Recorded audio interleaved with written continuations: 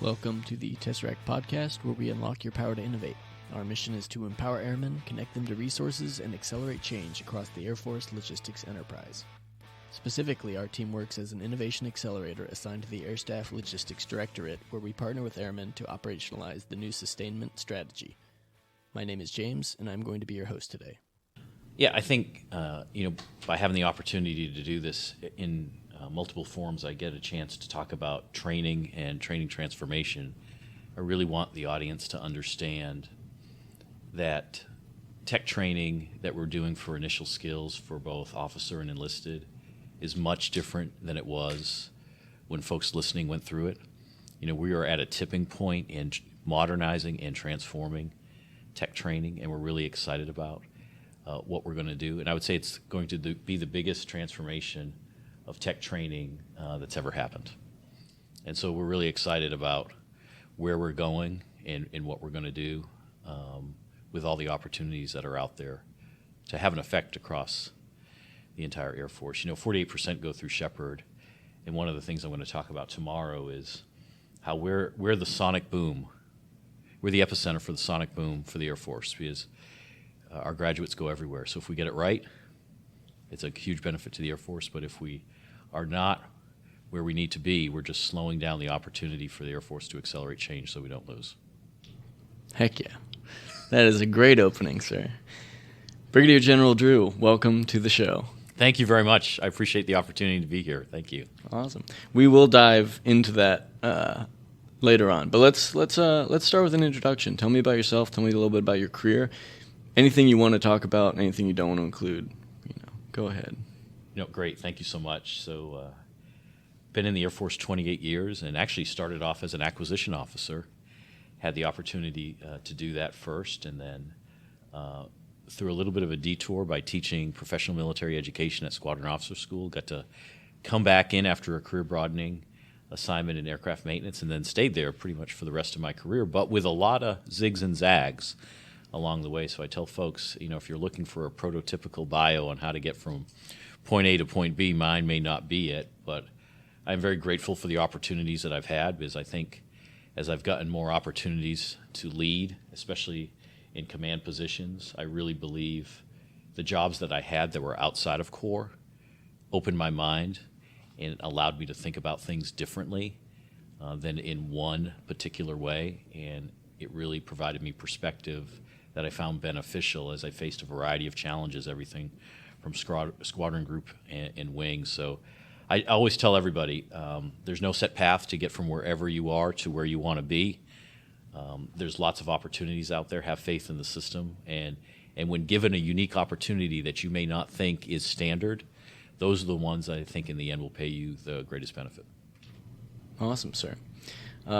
Could you speak to a time when your acquisitions background helped you as a maintenance officer? Yeah, so as a young acquisition officer, we learned the three basic things of cost, schedule, and performance.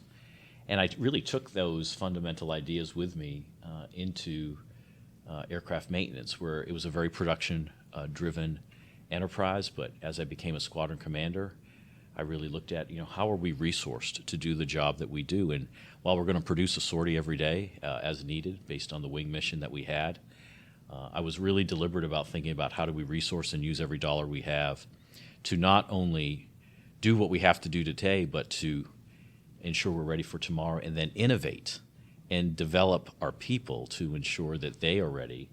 And so I had the opportunity to do that, I will say most when I was a group commander at Holloman Air Force Base.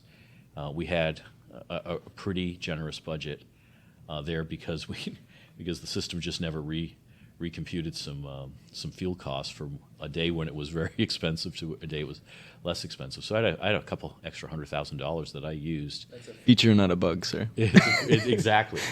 And so we took advantage of that and did some really unique developmental opportunities with our team of senior NCOs and officers, where we did 360 feedback with them. I sent them to developmental courses at Vandenberg and Harvard.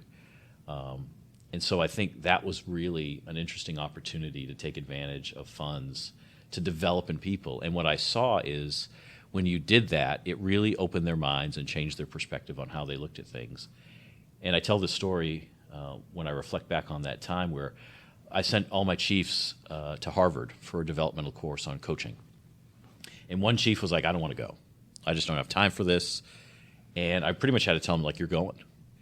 And he came back as the biggest advocate of professional development after that. He had a Harvard sweatshirt, a Harvard mug. It was like he had attended Harvard undergrad. And I think sometimes, we don't know what's good for us, and we have to have a little faith in the system and take that leap and really open our minds to something that may be different, because for him, he was a very production-minded individual. And to go to Harvard for, a 1 or 2 week course to talk about coaching and development really wasn't in his natural wheelhouse. But when he got back, he became probably my biggest advocate for professional development while I was there. And so I really think what it taught me, like I said, going back to my acquisition time, is making sure that every dollar matters and not use it in maybe the traditional ways that you thought you could use it, but think outside the box about what can you do within the space that you have and the time that you're given to really invest in your people, because then they're going to come up with those great ideas and innovations that will take us where we need to be, especially in a resource-constrained environment where the mission's not getting any easier and we have to be more creative about what we do. Couldn't agree more, and you're absolutely speaking our language with that. That's really cool. That was when you were a maintenance group commander. Could you speak to how you continue to invest in your people and continue to see dividends as you started taking on a broader and broader role?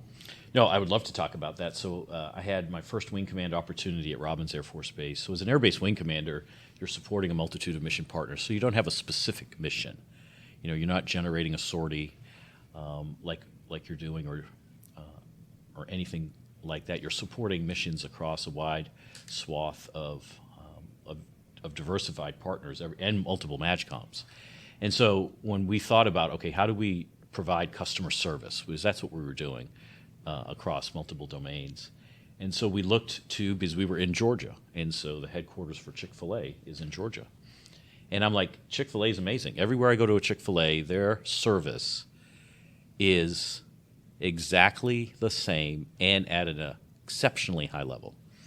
And so we did some research, and so they got their customer service training through Ritz-Carlton. And so we found out about these Ritz-Carlton folks, and we brought them in, and we trained all our customer service folks across all the domains, from whether it was the Med Group, Mission Support Group, Civil Engineering Group, or Communications Directorate, and wing staff agencies. And we brought them in for multiple sessions. We spent $20,000, $30,000 to bring them in, because we really felt like if Chick-fil-A got it right, and we all agreed, because we had all been to Chick-fil-A, and there were very few people I ever heard that had a bad experience at Chick-fil-A. Why don't we use that as an opportunity to teach people something that industry had really found a way to bring to people in a highly effective way every single day? And so we did that, and I think that had a twofold effect. One was we found an industry standard, and it wasn't something within the Air Force, because sometimes people out in the private sector have really invested into considering what is the best of breed out there. And then two, people felt invested into what we were doing, because they're like, you mean you're going to spend time where I'm going to get training? And some of these folks, they were NAF employees, that worked at lodging, that worked at some of our food service areas, that we really did not invest in any training. They were coming in, doing their job every day, and doing, as well as they could, but really with no investment, but yet having a expectation of high service. I always say in our lodging facilities, we expect the Ritz-Carlton experience, but we develop to the Motel 6 environment. Sure. And so if we wanted that experience that for people to have, we had to go above and beyond. And so we took some money. We actually used squadron innovation funds, whereas sometimes you're a little prescribed on what you do, where you give every squadron so much money and you let them experiment. But sometimes not every squadron is ready for that innovative moment, and so you can't force it. And so we used a good portion of that money where some squadrons weren't as ready to be innovative, and put it towards that. And I that was a tipping point for me to really consider on how to use squadron innovation funds to do things differently. And that carried to my assignment here at Sheppard, where we didn't have Wi-Fi at Sheppard. So there's only 3 technical colleges in the state of Texas that don't have Wi-Fi: Sheppard, Goodfellow, Lackland. And so happily, by the end of March, Sheppard Air Force Base will have Wi-Fi, commercial Wi-Fi, in all its classrooms and student dormitories, which is a big deal. Because Wi-Fi right now is a utility.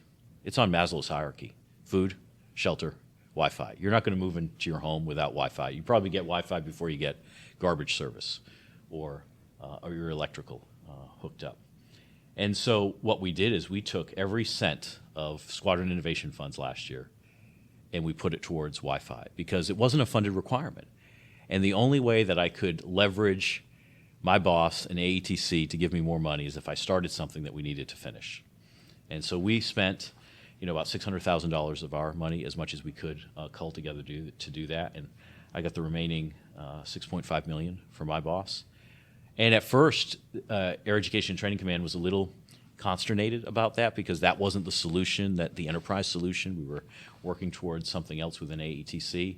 And then, as was happening, other senior leaders took notice, especially the Undersecretary of the Air Force, and now by other people, I think, finding that an acceptable solution. Now that became the standard that AETC wanted to follow across the command and beyond. And so we're really excited, first, that we're introducing a foundational capability that will allow us to transform technical training, because I think without that, you can't do the basic things that you need to do, which is to introduce tablets that can be used not only in the classroom, but the extension in the dormitory, which we think is an extension of the classroom, and then build upon all the learning that can be done with the technology that we see on the floor today, whether it's augmented reality or someday probably artificial intelligence. But if you don't have the basic foundational capability, which has been in society for many years right now, then we were hindering ourselves. And so I think that's where we found some opportunity to do some creative and innovative things with the money that we had, but rethink how we could use it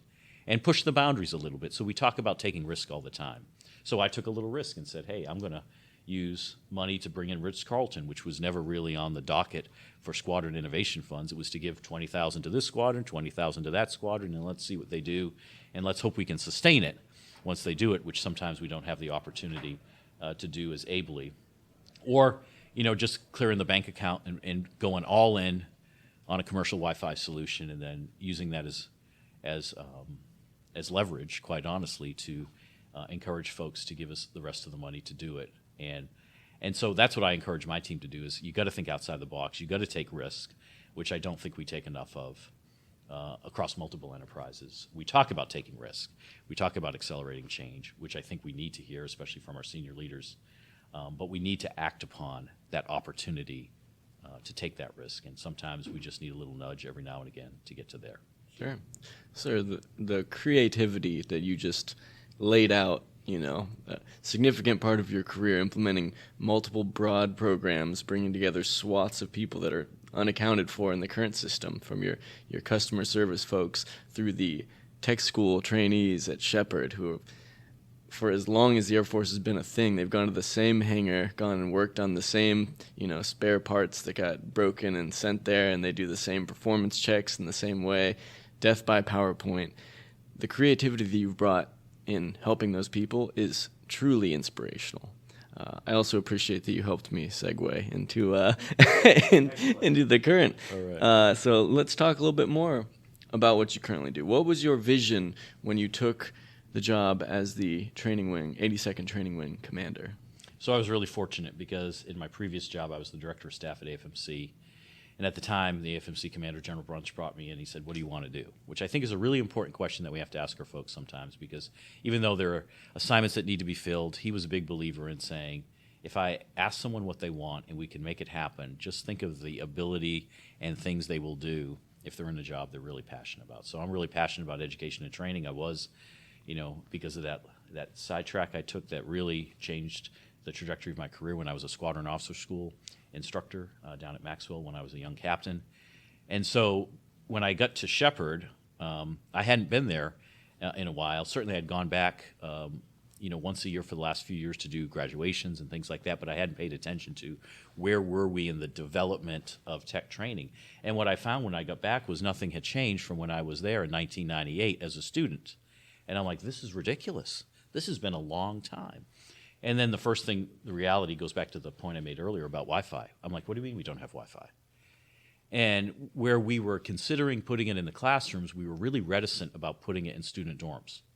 We were actually having our airmen in training, just graduating BMT, and they were going to be there for a few months in training, pay for commercial Wi-Fi in their dorm room. No college campus in America does that because you wouldn't go to that college campus. It's baked into the cost of doing business within the educational enterprise. If I may, sir, add in there for those that don't know, that usually requires airmen that just got out of BMT E2, E3 losing a deposit because they pay for 6 months of service and they break that contract after 8-10 weeks. So you're also there's that piece, which is not insignificant when you're talking about the force feeling appreciated. And I think that's a great point to bring up. I mean, unintended consequences by doing what we've always done, which no one asked, like, why are we doing this? You know, the most financially strapped of our demographic, we're going to have them pay $50 a month for Wi-Fi. And so that was the first thing. And I'm like, okay. And that became, a really big deal. The second thing that we saw when we were down there, we have about 5,000 airmen in training at any given time at Sheppard. And when I got there, a little over 500 had graduated and they hadn't left. They were just waiting to leave. And I'm like, what are they doing? And so we were giving them details and probably some things that weren't that productive for their development. And some had actually stayed there after graduation longer than they had been in tech school. So if you consider a 3-month tech school, and they're still there at month 7, because our processes were inefficient in managing them post-graduation to get them all the things they need to head off to their first assignment. Everything from an assignment to orders, and then dealing with some of those things that you have to deal with. Maybe there's an EFMP issue. Maybe you need PRP.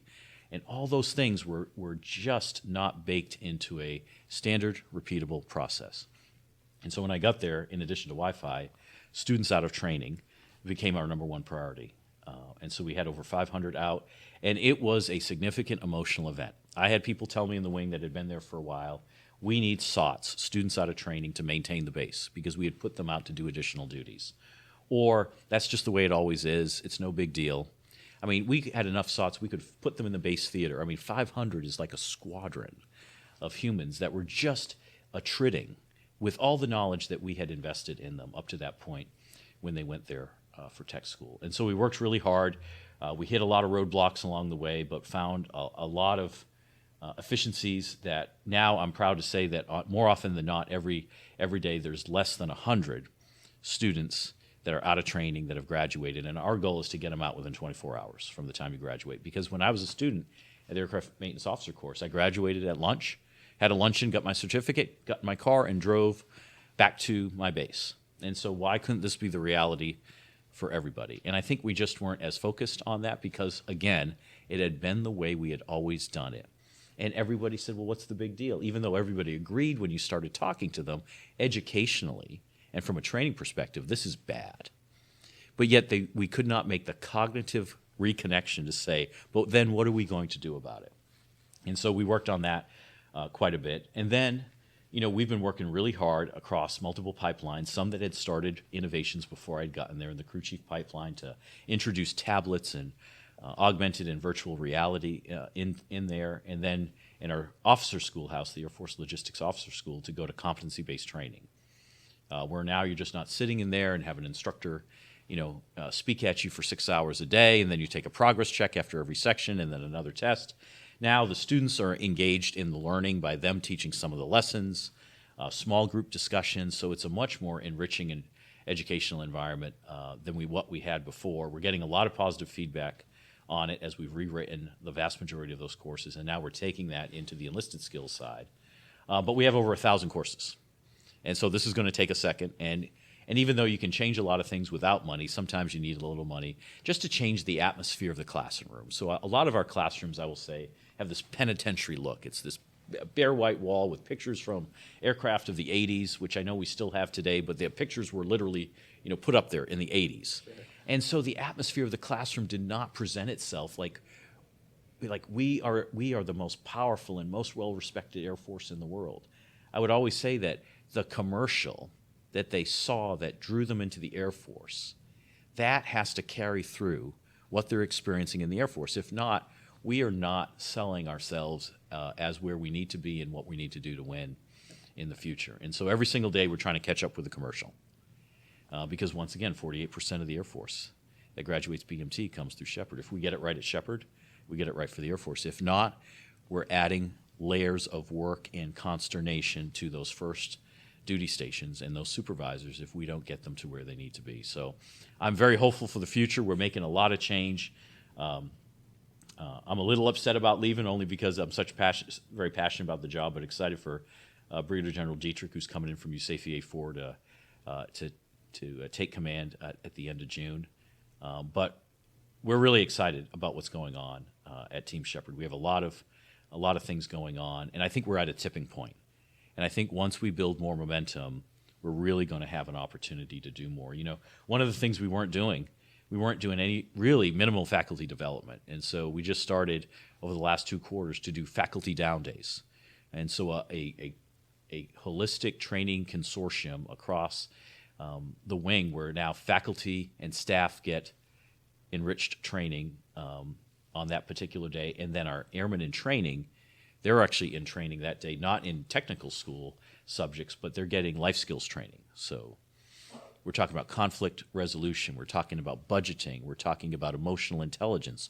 All these things we're finding as people come in that they may not have those skills, not only because of the age that they're coming in, meaning the time in their life, but also with technology having been introduced, I think it's removed some of the resiliency and some of the life skill development that maybe we saw a few decades ago where that was just more present in society than it is today. So we've got a lot going on.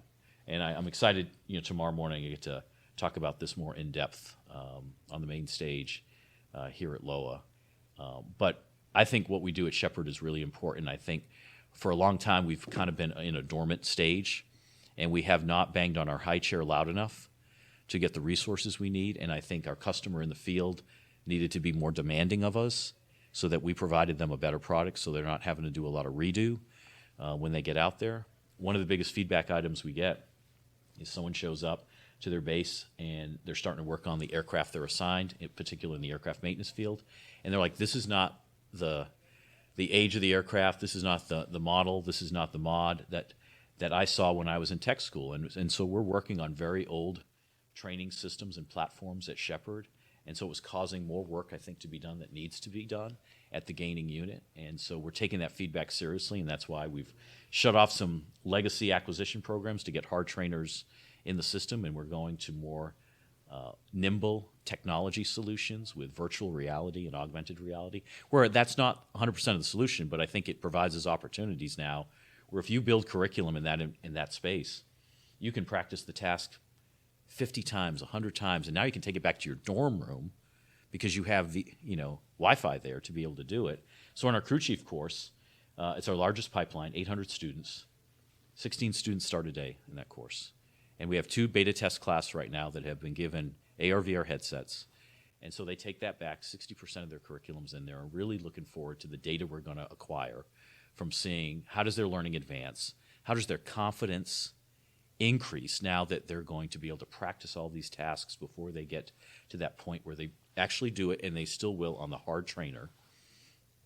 And so we're really excited at what's happening. We just need to find ways to accelerate a little quicker. And so the ATC commander has gone all in, and he's pivoting towards tech training.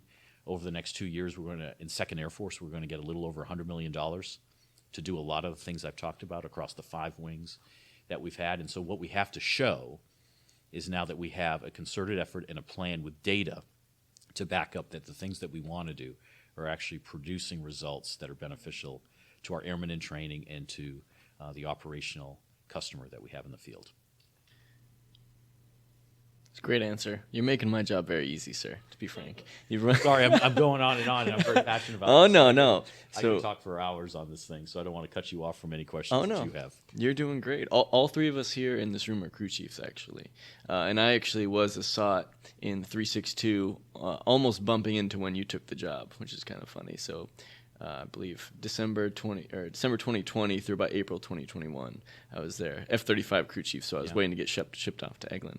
But I relate so much to so many things that you've said, especially I remember walking into that old hangar, going up the stairs, and then, kind of marching up the stairs and walking to that classroom, and it was stale. And it was the beginning of a long sequence of death by PowerPoint. You study, you cram about this for 3 hours, you take a PC, you cram again for 3 hours, you take a PC, you go home, and you mostly just kind of dump what you learned because it's a sequence of acronyms on an airframe that, as an F-35 crew chief, I was never going to touch. So very glad that someone is looking at this and someone is being creative about solutions and making a tangible effect there. I would like to dig a little bit more into the details of where you see the VR slash AR. Where does that fit into the curriculum? So is that like, you mentioned that students have Wi-Fi in the dorm so they can bring the stuff, the tablets, maybe the headsets, back and work in their rooms. Is there a in-classroom component? Are these like instructor-led sessions? Could you speak more to these? Absolutely. So I will say the crew chief course is the one that's the most advanced in the use of AR/VR right now, because that started about 2 or 3 years ago with a supported DET 23 that was under AETC A9 that's now under 2nd Air Force. So they've really been the test bed and the incubator for using AR/VR within, I'll say, the aircraft maintenance initial skills course. So today, every crew chief that comes in as of November of 22 gets a tablet. So all the material now has been digitized and provided to them on there. And these first 2 classes are, have the AR/VR headsets that they take back with them, with about 60% of their content loaded on it.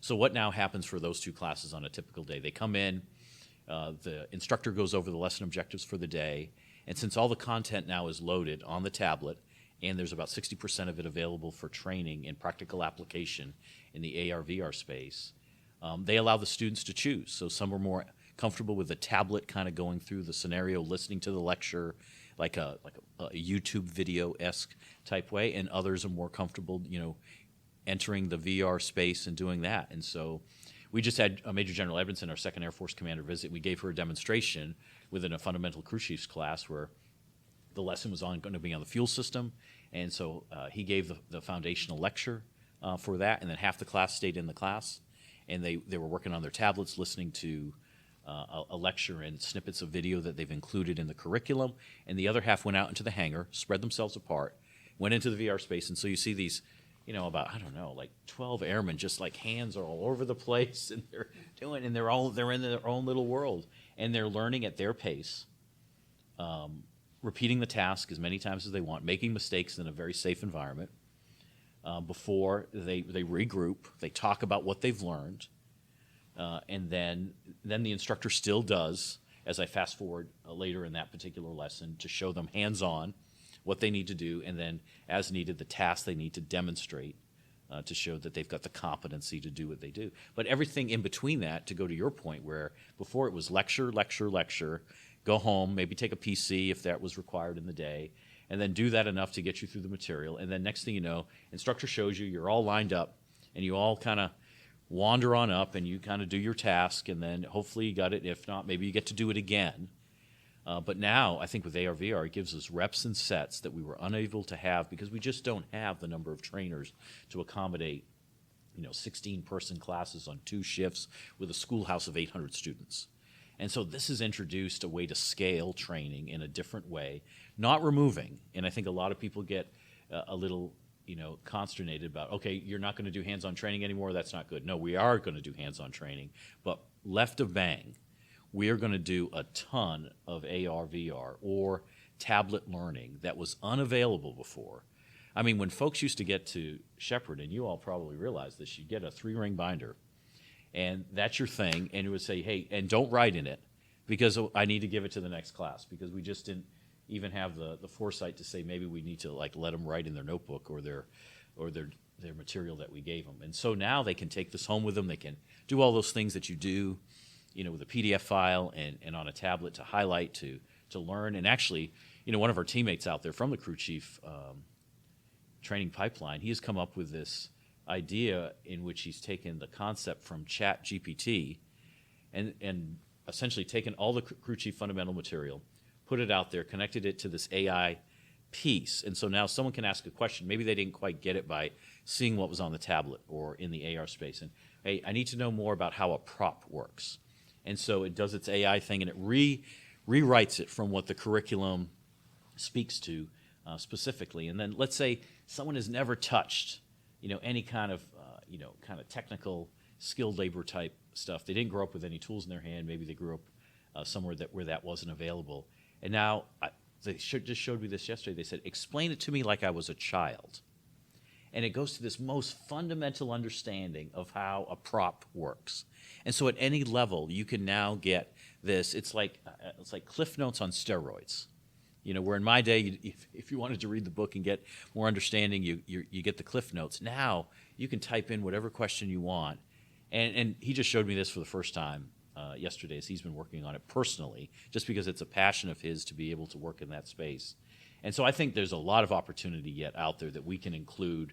It's an app on their phone now, and if they don't know anything, if they don't know as much about a lesson as they need to, they can now have a resource available to them, in addition to the instructor, where they go back to their room. And I really think in the future we have to look at the model of, does a student need to be in the class for 8 hours a day in front of an instructor? I don't think they'll need to. I think they could come in for a little bit, get reset, talk about what they've learned before, maybe do that tactile learning, depending on where they are in the lesson. But I think we send them back out to the dormitory or other learning spaces on the installation where they can do their own self-paced learning and then come back in. And that's just going to change the whole pricing within AETC and cause a lot of, cause a big kerfuffle out there for it. But we're excited about where training could go. And then, do you need to graduate a class of 16 together? Or could some accelerate past because they've got it further, or do they need to wait as everybody moves as an amoeba through the system versus getting folks to their first operational assignment even quicker? And so we're really looking at that, but that changes the whole paradigm of what we've done, I will say, for decades, since the very beginning of when tech training was created. So a lot of stuff going on and a lot of opportunity out there to be explored. You've truly flipped, you mentioned it, but you flipped the paradigm on its head in that you've approached this problem from the perspective that 16, 17, 18-year-old kids are joining the Air Force and choosing to become maintainers because they think it's interesting, because they want to do it. And what you're saying is that you want to enable them to explore the space on their own and to continuously have an experience that reflects the things they hoped it was going to be. What's your end game with that? Well, I think what we need to do is, even though we have a slight dip in recruiting right now, and I think we're going to catch up and it's going to be fine. But what we have to do is maintain the promise of what we're saying that life in the Air Force, service to the Air Force, is going to be. And, I remember the Chief of Staff of the Air Force visited Sheppard not too long ago. And I told him direct, I said, Chief, we got to change the commercial. I said, not everyone is going to be an F-35 pilot or a special tactics officer. And you're going to have plenty of folks lined up out the door to be a pilot or a special tactics officer. Those are unique fields and very exciting and needed professions that we need to attract. But where we're going to run short of folks is in the skilled labor area, everything from the HVAC technician to the crew chief to the avionics to the weapons loader.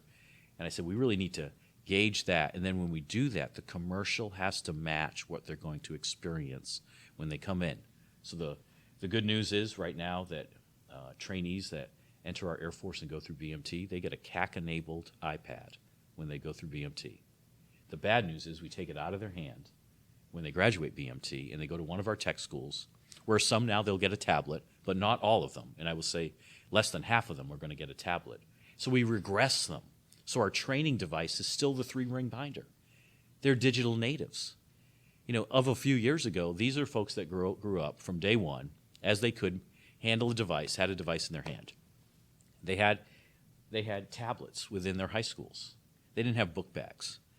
And then we have taken them back down, and they're probably wondering, we're the most powerful and well-respected Air Force in the world, most technologically advanced, and yet I got a 3-ring binder, and I'm still in a room that looks like, I don't know what, like something that from detention hall. And what are we doing? And so we owe them better, especially considering we're in an environment now where we have a pacing challenge that is accelerating their spending and their investment in defense. Their economy is going to hit parity with us now, they say, by 2036. And so if we don't change what we're doing, we're going to lose the opportunity to attract the talent we need to come in and then to keep pace with those that we're going to have to deter and defeat as needed. And if we don't start at left of that operational assignment, it'll be more difficult to keep that change moving throughout their career. So there's a lot of opportunity out there. I mean, the chief got it absolutely right when he came in. He's like, we have to accelerate change so we don't lose. But we sometimes get in our own way in the rules we make and the risk we won't assume. I always tell my folks, I'm like, look, we're in the training environment.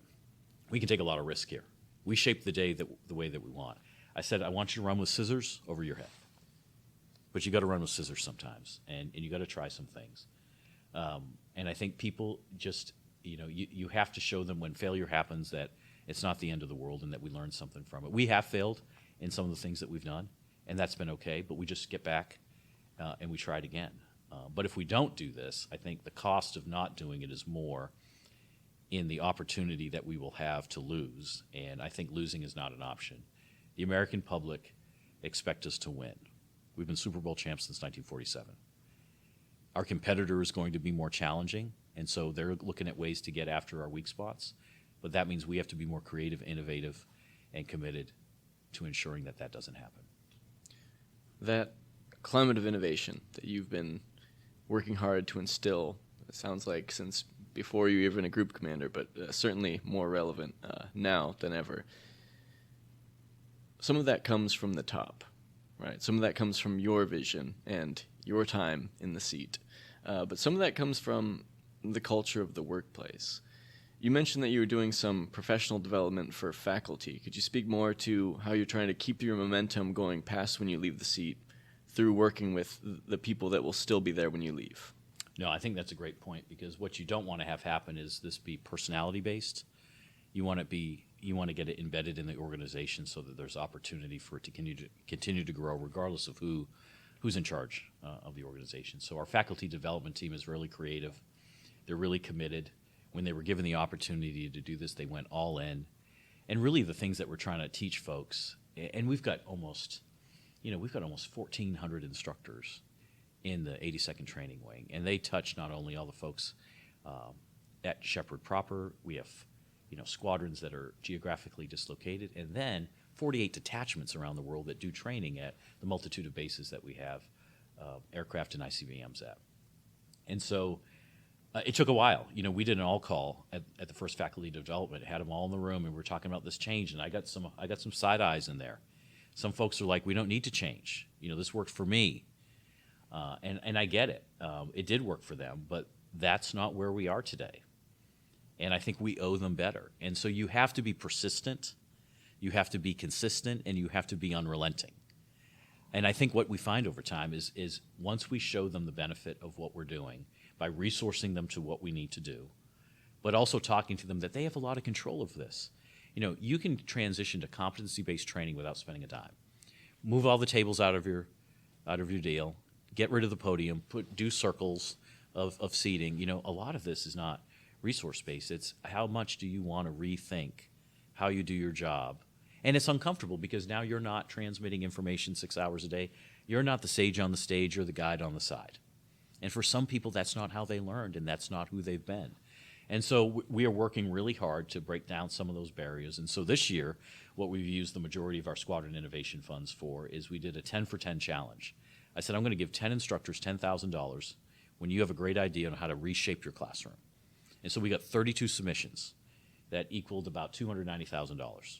And I awarded it to them all. And it went everything from $8,000 to $25,000.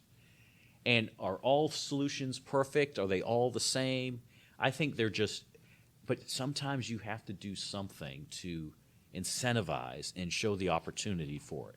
And while we have thousands of classrooms, 32 of them will look different than they did the day before. And maybe their peer will now say, hey, maybe I want to do that to my room.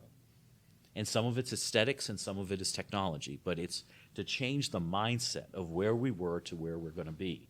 Because I think for so long we got stuck in just doing it the way it was, and then no one really critiqued us on it. And that voice was not loud enough to cause us to make a change. And I think, before people come banging on the gate at Sheppard telling us to change, we owe them a product that we know ourselves based on what the private sector is doing and where technology has taken the generation that is coming in today on how to do it better. The solutions and the costs that you've been quoting are very small drops in the bucket when you're talking about enterprise-wide effects. That's awesome. And that's awesome that you hosted your own competition. It's awesome that you're putting power in the hands of the people. So we've talked now about the tech school students themselves. We've talked about the faculty. We've talked about the classroom experience, the kind of base experience. The last thing that is we talked about the curriculum development a little bit. The last significant part, maybe not the last part. The last part that I'm tracking is your field training detachments. Right. So how are you changing the flow of that? How are you changing the vision for the FTDs? Yeah, just for the listeners, the field training detachments are an extension of what we do at tech school. So they get their initial skills training at Sheppard or one of our geographically separated squadrons. And then they hit their first base, but they still need additional training. So we have cadres of everything from 15 to 50 folks, depending on the size of the base and the mission that they have to support within aircraft maintenance and then the ICBM detachments that are out there. And so what we're also trying to do is, which is difficult, is now to put that change mindset into 48 different locations that have bases all around the world. And some have been great, and they've partnered with their maintenance groups in particular to introduce some VR, and so they have some VR laboratories in some places. But what we haven't done, I will say this is the area for the most growth, is to really how do you grab all that together by working with your partner host wing on how to elevate that training. And so we've done, I will say, drops in a bucket across the FTDs, more so on Sheppard proper than in our, but there's so much opportunity there, and I think that's the next extension. So if they get the CAC-enabled iPad at BMT, and now they get the tablet and AR/VR at Sheppard, now that has to, the tsunami must continue into the wing that they're coming, and where we have control and a lot of influence is within the FTDs. And so they get some budgetary support from their group and wing that they're the host of where they're at, but also we try to provide some. And so that's really, I think, the wicked problem that we need to take a look at next is how do we accelerate that, because they do a tremendous job doing the training that they have responsibility for, but I think they need more resourcing out there to do it. And so, one AR/VR lab and 1 out of 5 or 10 detachments really isn't going to make the change that we need to do. And then we'll create the problem that we found coming out of BMT, where, hey, you took my CAC-enabled iPad out of my hand, and now I've got nothing, and now they're going to have this at Sheppard over the next several years as we advance it. Then they get to their base, and they're like, whoa, I just went back again. I took another step back. And so it's a constant progress and evolution as we work on this. So I think that's an opportunity for growth that we have to have. We've been spending a vast majority of our time on Sheppard proper, and we've seen some results at some of our detachments, but I would say most of them are a traditional training environment as we try to get them on board with that. And it's not because they're reluctant. I think it's just how do you deal with an organization that is entirely geographically distributed? And so that just makes it harder to do the coordination and collaboration. But not impossible. I think it's just going to take us a little more time as we build energy behind what we're doing here, because that'll force the issue, I think, a little bit more as we push our graduates to the field and they take the training that we provide them at their first duty station. Not impossible. Some would have said it was impossible to get Wi-Fi in the dorms, but you've set the bar high, sir. Okay, we can move on to a couple miscellaneous questions before we wrap up. What is the best part about being a installation commander? Well, this is the second time I've got to do it in 2 different environments. One was at Robins Air Force Base, where you have 54 mission partners on the base, to include one of our 3 air logistics centers, the headquarters for Air Force Reserve Command, about thousands of folks from LCMC and DLA, and a whole host of other smaller missions there. And so I think what it's really cool about being an installation commander is you're essentially the base mayor. And you get to learn a lot about what goes on in the Air Force because of all the diverse missions that are out there, and really try to figure out how to manage resources effectively. Because you can't give everything to everybody all the time, and so you've got to find a balance of how you support folks. So that taught me a lot about resource management and about how to engage with mission partners that you are not in charge of, but you provide support over, and where do you do the push and pull every single day on supporting those to ensure they get their mission. Because your job is you're a proud projection platform. You need to make sure all those missions are as capable as they can be to do what they need to do for all the basic functions that you provide in an air-based wing. But then flip the script, and I get to Sheppard, and there's only 2 mission partners. Euro-NATO Joint Jet Pilot Training that trains a little over 200 pilots a year in the NATO alliance and the United States. And then an NCO Academy. And so, wow, much easier problem set. So really what I'm trying to do now as an installation commander is, we have 5,000 airmen along with 200 NJEP students at any given time, plus, 200 students in NCOA that come in about 5 or 6 times a year. And so we're running a small college campus.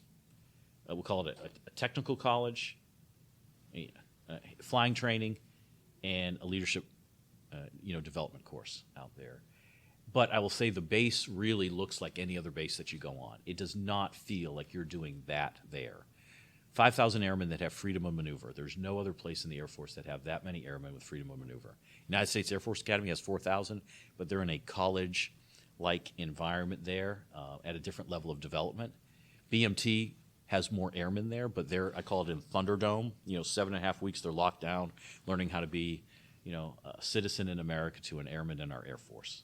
And so we have airmen that got freedom of maneuver, and I think we need to reshape that environment. And I think it's the installation commander's responsibility to think, how do you reshape Sheppard to look like, and some people don't like when I liken it to a college campus, but it is. We need more opportunities for them to have gathering spots. We have an airmen's club, which back in the day was hopping because folks like to go to clubs and listen to music and dance and drink, and they were busting at the seams. And now we only have about 150 show up on a Friday or Saturday night out of 5,000. And so that value proposition really doesn't tell me that needs to be a traditional club. I think what it needs to be is a student union. And we gut the place and we turn it into a place where you can come and collaborate. You've got connection. You could do your Wi-Fi training. You could do other life skill type events that are in there, and not necessarily turn it into essentially a bar and a dance club. That's what we have. And it's one of our largest facilities on the base. We need to offer more things for people in that age range. We've worked really hard going back and forth trying to introduce Top Golf. Our golf course closed many years ago to a extensive drought in Texas, and so we're trying to introduce that. But because that's not in the menu of items that we have in our Air Force, it's been a challenge to get this project pushed because it's different. But I'm like, our environment is different. So I think as an installation commander, what you need to do is you need to look at the demographic that you're supporting, and you have to provide base services to support that demographic. Whereas I did not need to put a student union at Robins Air Force Base or necessarily at Top Golf because I had a golf course there in a different demographic. A couple hundred airmen at Robins, where I have 5,000 airmen of a different life experience and interest.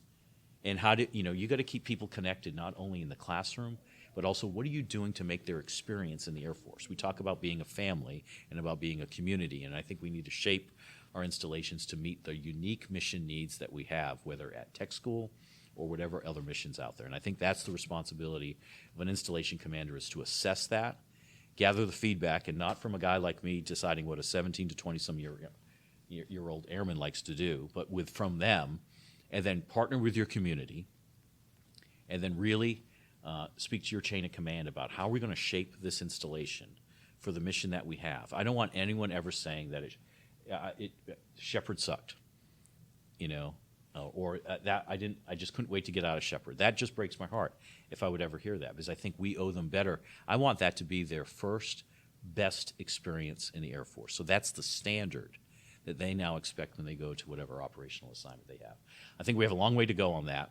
And we infrastructure improvements are challenging based on the age of what we have on our bases, but I think we can think creatively, and I think what we need to do is certainly leverage our community partners that are very eager all the time to support what we do, and we have to find those public-private partnerships to ensure that we find a way to make it work for the environment that we're in. And I think that really lies on the shoulders of the installation commander, because you're the voice of the base and you're the connection to the community. We'll have to get you back on the show to talk about the intricacies and dynamics of that across your career. Well, Last question. What's the best part about being in the Air Force? So I get asked this a lot, especially, every week my command chief and I get to talk to, the almost 300 airmen that graduate BMT and come to Sheppard. And so we get asked that a lot, like, why did you stay in? Why didn't you go do something else? And my chief's been in 25 years. He's about to retire this summer, and I've been in 28. So we've had a very similar timeline of experience, even though we've had different assignments. But when we talk about it, not only amongst ourselves, but our other group commanders and chiefs that are on the base, it goes back to an answer that I think many people give when asked this question. It's about the people. There is a sense of camaraderie and connection that I think we have within the military, and especially within the Air Force, that is unique to what is in the private sector. I think if you don't show up to work in the private sector, they may be curious, but more curious about why you're not at work doing your job than what's going on in his or her life that's preventing them to be present, whether physically or emotionally, in their job. And I think we do a really good job of that, and I think over time people realize that. And as I talk to friends that have separated or retired, that's the one thing they miss. They miss the people and the connection and the camaraderie that they have out there. I think that is our secret sauce in the military. But it's a thing that we have to work at constantly. We cannot ever assume that that's what it is and that it's always going to be there. The analogy I give when we talk about, always winning for the past 76 years and what are we going to do today is, I think back going to my high school reunion several years ago, and the high school quarterback shows up. And our high school quarterback was, he threw the winning pass to win our state championship, and it hadn't been done in decades. So he was reveled as a hero for that time. And so 20-plus years later, he comes back, and, of course, everyone's reliving that great game and the feeling they have of winning. But then the question gets asked, so what are you doing now? And there's an awkward silence because he shows up with the Letterman jacket. He's very proud of what he did. But what have you done now? And so I think we should be proud of what we've done by constantly being, a tremendous joint partner and providing solutions that win for our nation. But we can't rest on our laurels. And so I think we constantly have to think whether it's about the people that we inspire to join or the mission sets that we're given is just because we won yesterday and just because we got everyone recruited the way we wanted. It is not a given for today. So we have to constantly be aware of how the world is changing and that we have to be willing to change with it, because if not, someone else will change more than we will and find a way to possibly defeat us. And I think we have the capacity to win. We just have to have the willingness to change and take that risk that takes us to the next level before we get to a point before we have to do it, so we do it knowing we need to do it before it gets to a point of crisis. Brigadier General Drew, thanks for joining me on the show. Thank you very much. This was great. Thanks for the opportunity.